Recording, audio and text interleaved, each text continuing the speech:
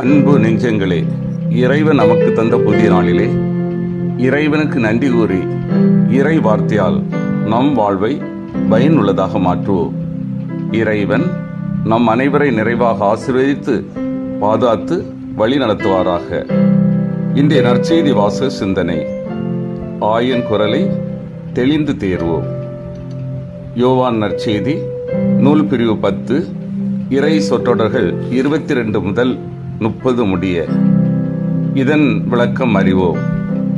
இயேசுதான் எதிர்பார்க்கப்பட்ட மீட்பரோ மெசியாவோ என்ன எண்ணம் மக்களில் சிலருக்கு எழுகிறது. வேறு சிலர் இயேசுவை ஏதாவது பேச வைத்து அவரை மாட்டிவிடலாம் என பார்க்கின்றனர். இரு சாரரும் நீர்தான் மெசியாவோ என்னும் வினாவை எழுப்புகின்றனர். உண்மையில் நாம் தான் மெசியா என்பதை இயேசு மக்கள் மத்தியில் வெளிப்படையாக அதிகமாக கூறவில்லை.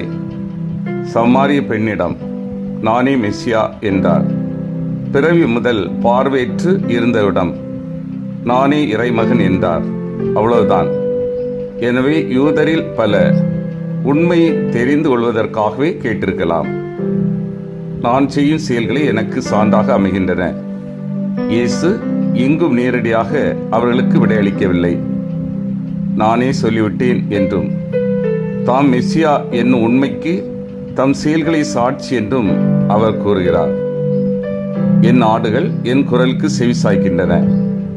அவர் செயல்கள் அவர்தான் மெசியா என காட்டியும் யூதர்கள் அவரை புரிந்து கொள்ளவில்லை. ஏனே அவர்கள் அவருடைய ஆடுகள் அல்லர். அவர் குரலை கேட்டு அவர்களுக்கு பழக்கமில்லை. தம்மை பின்பற்றுவோருக்கு அவர் வாழ்வு அளிப்பார். அவ்வாழ்வு பாதுகாப்பான வாழ்வு, முடிவில்லா வாழ்வு, இறை வாழ்வு. நானும் தந்தையும் ஒன்றாயிருக்கிறோம். தந்தைக்கும் தமக்கும் உள்ள உறவை பற்றி எவ்வளவோ கூறியிருக்கிறார் இயேசு. நான் கடவுளிடமிருந்து இங்கு வந்துள்ளேன். என்னை அனுப்பியவர் என்னோடு இருக்கிறார். தந்தை மகனுக்கு அன்பு செய்கிறார்.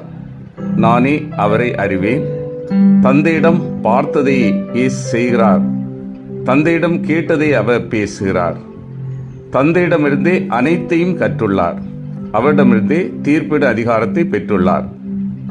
வாழ்வை கொண்டிருப்பதற்கும் வழங்குவதற்குமான அதிகாரமும் தந்தையிடமிருந்து அவர் பெற்றதே. மகன் தந்தை விருப்பத்தையே நிறைவேற்றுகிறார். எனவே தந்தை மகனும் உள்ளத்தாலும் மனத்தாலும் செயலாலும் இவ்வளவு ஒன்றித்திருக்கிறார்கள் என்றால் அது அவர்களுக்கு இடையே உள்ள அடிப்படையான இயல்பு ஒற்றுமையை காட்டுகிறது. அன்பார்ந்தவர்களே, நம்முடைய அன்றாட வாழ்விலே தெளிந்து தேர்தல் மிகவும் அவசியம். பல்வேறு பொருட்களை பார்க்கின்றோம். நமக்கு பயன் உள்ளதை தெளிந்து தேர வேண்டும். பல்வேறு மனிதர்களை நாம் சந்திக்கின்றோம். அவர்களில் நல்ல நண்பர்கள் என்று தெளிந்து தேர்ந்து அவர்களுடைய உதவியை பெற்றுக்கொள்ள வேண்டும். பல்வேறு தலைவர்களை சந்திக்கின்றோம். இவர்களில் சரியாக வழிகாட்டுகின்ற தலைவர்களை தெளிந்து தேர்ந்து அவர்களுடைய வழிகாட்டுதல்களை உள்வாங்க வேண்டும்.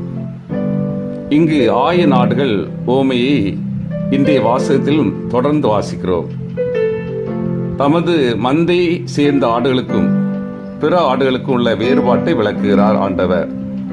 அவரது ஆடுகள் அவரது குரலை அடையாளம் கண்டுகொள்கின்றன. அவரது குரலுக்கு செவி கொடுக்கின்றன. அவரை பின்தொடர்கின்றன. நாம் இயேசுவை நமது ஆயனாக ஏற்றுக்கொண்டால் நாம் இந்த 3 செயல்களையும் செய்ய வேண்டும். 1, அவரது குரலை அடையாளம் கண்டுகொள்ள வேண்டும். இயேசு நம்முடன் பல வகைகளில் பேசுகிறார். திருநூல் வழியாக, இயற்கையின் வழியாக, நம்மோடு வாழும் மனிதர்கள் வழியாக பேசுகிறார். நாம் அவரது ஆடுகளாக இருந்தால் அவரது அன்பின் குரலை அடையாளம் காண முடியும். 2வது, அவரது குரலுக்கு செவிமடுக்க வேண்டும். அவரது சொற்களின்படி நாம் வாழ வேண்டும். குறிப்பாக இறை வார்த்தை நம் வாழ்வில் கடைபிடிக்க வேண்டும். 3வது, அவரை பின்தொடர வேண்டும். நம் வாழ்வு முழுவதுமே இயேசுவை பின்பற்றும் ஓர் எதிர்நோக்கின் பயணம்தான். சிந்தித்து தியானித்து செயல்படுவோம். நான் ஒவ்வொரு நாளும் இயேசுவின் குரலை பல வழிமுறைகளில், பல்வேறு மனிதர்களில், பல்வேறு நிகழ்வுகளில் திறந்த மனதோடு கண்டுகொள்கின்றேனா? அவரது குரலுக்கு செவி மடுத்து அவரது திருவுளத்திற்கேற்றவாறு ஒவ்வொரு நாளும் நான் வாழ்கின்றேனா? இயேசுவை பின்தொடர்ந்து அவரது வழிகாட்டுதலுக்கு ஏற்றவாறு சிறப்பாக செயல்படுகிறேனா? மன்றாடுவோமாக. வல்லமை மிக்க இறைவா, நாங்கள் ஒவ்வொரு நாளும் உமது குரலிலேயே பல வடிவங்களில், பல்வேறு நிகழ்வுகளில் கண்டுகொண்டு அதற்கு செவிமடுத்து உமது திருவுளத்திற்கு ஏற்றவாறு வாழவும், உம்மை பின்தொடர்ந்து சிறப்பாக சான்று பகரவும் வரம் தாரும். ஆமீன்.